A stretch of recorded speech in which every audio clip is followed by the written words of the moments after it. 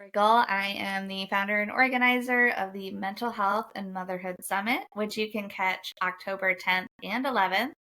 But there's also recordings for up to a week, or VIPs get up to a year. So that's really exciting if you, like me, have no time on your hands to sit for 2 days and watch videos. But I'm super excited to have one of our 24 speakers here. Ilana's going to be speaking on You're Not Failing, You're Feeling, a real talk on grief and love and motherhood. So thank you so much for joining us. I'd love if you could talk about who you are and give us a little bit of background. Thanks so much for having me here and for being here. I'm Ilana Shapiro Yahdav, and I am a motherhood identity coach and grief specialist. And I work with moms through all stages of motherhood, working through all of the beautiful and difficult changes that we have in motherhood and giving language to the emotions that we have, because a lot of times when we're not able to articulate and share what we are feeling and coming up with us, then it makes it even harder to work through it and to process it.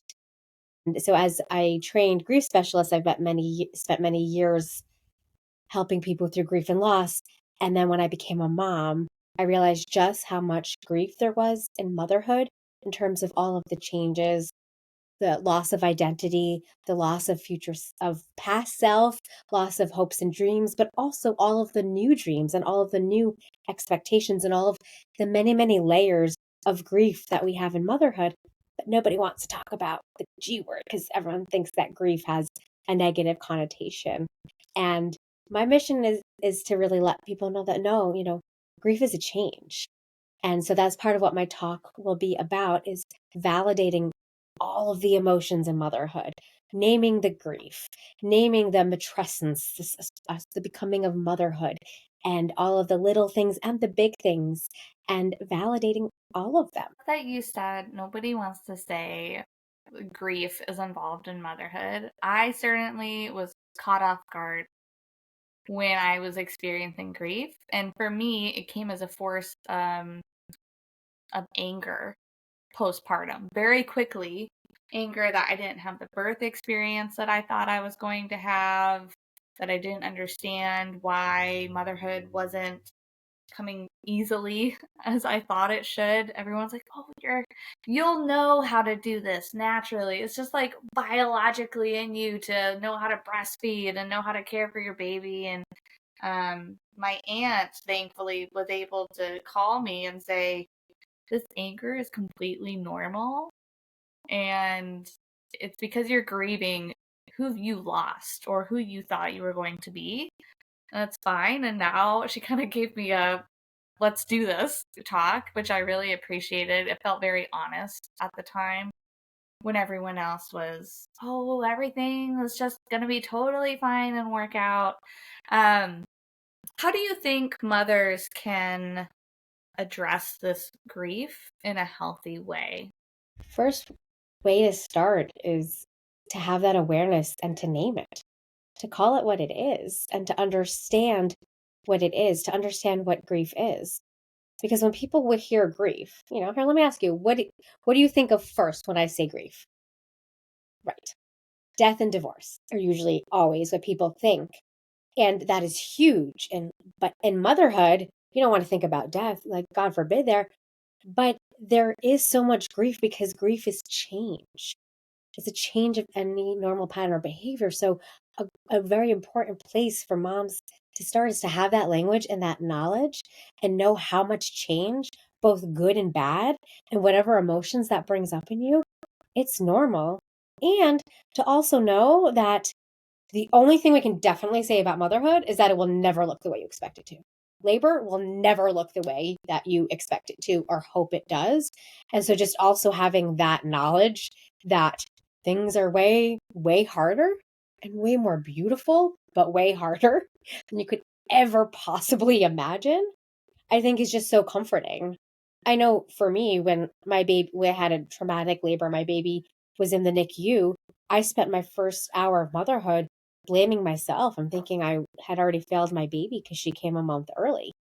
Like, no, and intellectually, I knew that was not true. But, when you're exhausted and beat up and all parts of you are in pain. And it just like automatically, I was like, wow, I'm not fit to be a mom. Like she already came a month early. I don't know how to breastfeed. I'm failing her. And that was an hour into my motherhood journey.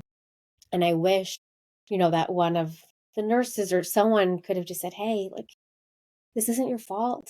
You know, you're doing a great job. You brought her into the world. And that's something I want all moms to hear. And the fact that any mom who even is thinking about this, it already makes you a good mom by trying to be better for yourself, to be better for your baby, to improve and to understand all of these feelings and make some sense of the jumbled mess of them already. Like that is like gold star, like already, but that's huge and powerful. And I think it's so important for all of us to take a deep breath and just realize this is a lot of change and that we're learning with our babies. Like you said, there people are like, yeah, you're supposed to just know how to breastfeed. Breastfeeding is like the hardest freaking thing in the world. Like I thought baby came out like my baby and I couldn't breastfeed. I ended up exclusively pumping for my first one because and that's a whole other grieving experience and topic for another day.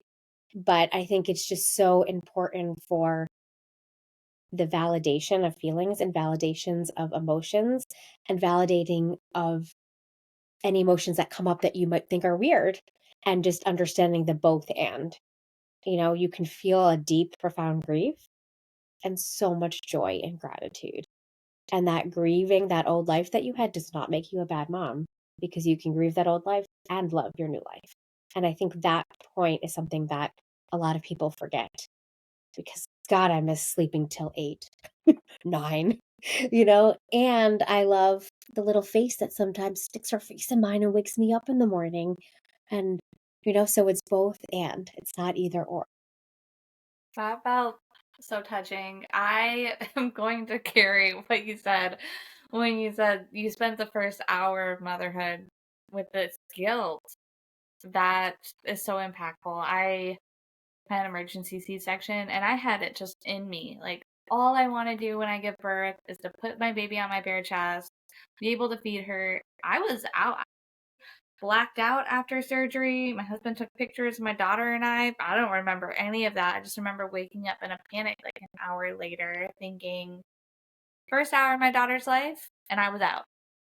And a as a former addict, that was really hard for me too because I just felt like, great, I've started this off on the completely wrong foot. So thank you for sharing that. That's very impactful. Before we go, I would love if you could tell us, you attended as a attendee last year for the first summit, and I would love if you could talk about what you got out of the summit last year. It was a little different. We had 12 speakers. We did it live for 6 hours. But overall, what was your experience like listening to other moms? I did miss the first few hours because kids, you know. Um, but I just I love the genuineness and the openness and the realness because that's really what we all need, you know. Not to put needs in other people's mouths, words in other people's mouths, but like connection, understanding, dialogue, when we and then when we have this dialogue, we start to realize how many of us have similar thoughts and that there really is nothing wrong with us. And Brene Brown talks a lot about how like shame thrives in isolation. Sorry, Brene, I totally botched that, but I think you get what I'm trying to say. And I think it was just so nice and refreshing to just have real conversations. So much so that I was like, I need to be a speaker this year because I want to give back and also, you know, continue forward the conversation that I feel like is not being had enough and not being talked about enough. And that I know would have changed my first hour, month of motherhood too. And I hope, and I'm so grateful for you for this platform and for you giving mothers this gift because the more that we can just have these conversations and share this dialogue, the more we can help other moms and spread that ripple of love because God knows this world needs that. right now. And if we could start with moms and us not beating ourselves up for everything, um, understatement of the year, right?